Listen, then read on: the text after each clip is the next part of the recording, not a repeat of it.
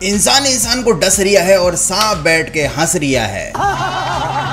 ये तो सिर्फ एक शायरी थी। सांप एक ऐसा जानवर है जो थोड़ा सा भी खतरा भांपने पर अपने बिल के अंदर छुप जाता है और सांप की फेवरेट जगह होती है उसका बिल, लेकिन कछुए के कवच पर आ जाता है उसका दिल। क्योंकि भैया कई बार सांप को कछुए के खोल के अंदर घुसते हुए रिकॉर्ड किया गया है। Why this Cola very deep? अब ऑब्वियस सी बात है, ये फुटेज देखने के बाद तो आपको यही लग रहा होगा कि भैया सांप कछुए का शिकार कर रहा है। आपको लग रहा होगा कि सांप कछुए के घर में घुसकर उसको खा जाएगा। लेकिन भैया कछुआ उतना सीधा नहीं होता जितना आप उसे समझते हो। कछुआ उतना ही सीधा होता है जितने की कछुआ छाप अगरबत्ती। बड़ा हरामी हो बेटा।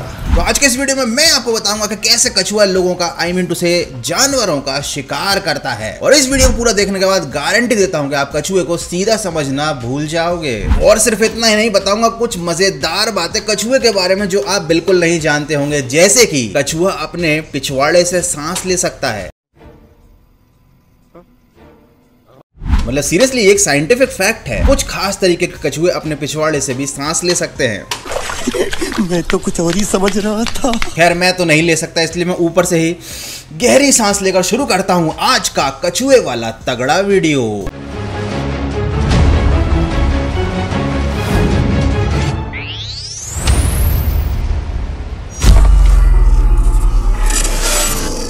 हिंदी में कछुए को कछुआ बोलते हैं, लेकिन अंग्रेजी में बोलते हैं टर्टल और टॉर्टोइस।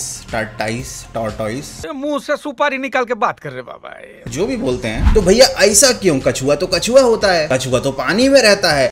ये जैसे पता ही नहीं था मैं। नो भैया, हर कछुआ एक जैसा नहीं होता। तो टॉर्टोइस जो रहता है भैया वो पानी के अंदर नहीं जाता। वो जा सकता है लेकिन वो कभी नहीं जाता जब तक कि बहुत ज्यादा इमरजेंसी ना हो। जबकि टर्टल जमीन पे भी रहता है, पानी में भी जाता है, दोनों जगह के फुल मजे लेता है। इसीलिए दोनों के नाम अलग अलग हैं। दोनों के पास एकदम सॉलिड प्रोटेक्शन होती है, जो होती है उसका कवच, जिसके अंदर वो छुप जाता है। और ये हरकत देख के सबको लगता है कि कछुआ तो बड़ा ही सीधा, शर्मीला और डरपोक होता है, जबकि हकीकत में ऐसा बिल्कुल भी नहीं होता। देखो वैसे तो कछुए शाकाहारी होते हैं, लेकिन जरा इस वीडियो पर नजर डालो। इस वीडियो में आपको लग रहा होगा कि भैया सांप ने कछुए का शिकार कर लिया, सांप कछुए के खोल के अंदर घुस गया और अब कछुए की खैर नहीं है। लेकिन भैया ऐसा नहीं है, मामला बिल्कुल उल्टा है। थोड़ी ही देर बाद सांप तड़पने लगता है और उसके बाद सांप की मुंडी अलग हो जाती है, क्योंकि भैया कछुए ने सांप का शिकार किया था। इस वीडियो को देखिए, यहाँ पर पानी के अंदर कछुए ने सांप को पकड़ लिया है और थोड़ी देर बाद ये कछुआ उसका काम लगा देगा। और सिर्फ सांप ही नहीं भैया, कछुए डक्स का भी शिकार करते हैं अपनी भूख मिटाने के लिए। मतलब पानी के ऊपर तैरती हुई नन्ही मुन्नी डक्स को कभी भी कछुआ अंदर खींच लेता है और उसके बाद अंदर ले लेता है। मतलब समझ रहे हो, कछुए की बाइट इतनी पावरफुल होती है, भले ही उसके दांत ना हो, कि अगर गलती से आपने अपना हाथ उसके मुंह में दे दिया ना तो आपकी उंगलियां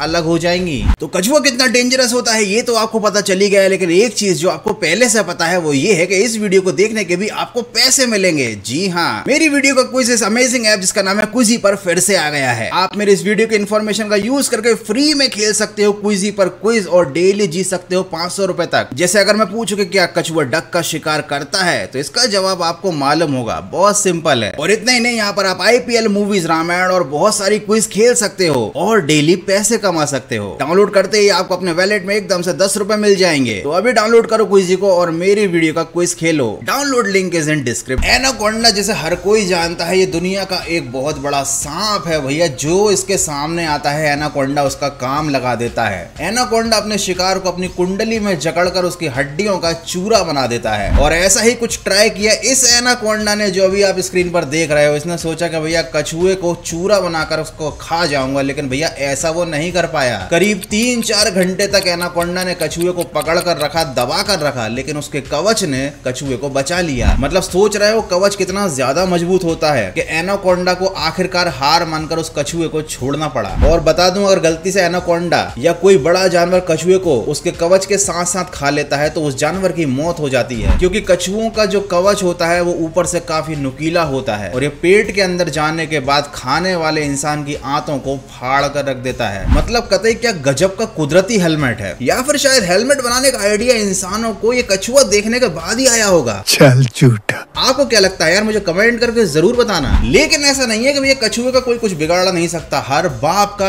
एक बाप होता है जिसे लोग दादा बोलते हैं, और यहाँ पर कछुए का बाप है बाज। कछुआ चाहे तो किसी भी जानवर से बच सकता है, लेकिन बाज से नहीं बच सकता। अब ऐसा नहीं है कि बाज अपनी चोंच को मार मार कर कछुए का कवच तोड़ देता है। बाज अपने दिमाग का इस्तेमाल करता है और कछुए को अपने पंजों से पकड़कर ले आता है आसमान में और कहता है कि आजा तुझे चांद की सैर करा दूं। और उसके बाद आसमान में ले जाने के बाद वो उसको जमीन पे, मतलब कछुए को जमीन पे फेंक देता है हजारों किलोमीटर की ऊंचाई से। और नीचे गिरने के बाद भैया कछुआ अपने ही कवच के अंदर मर जाता है और फिर नीचे आकर बाज आराम से उसको खा लेता है। मतलब गजब दिमाग लगाया यार।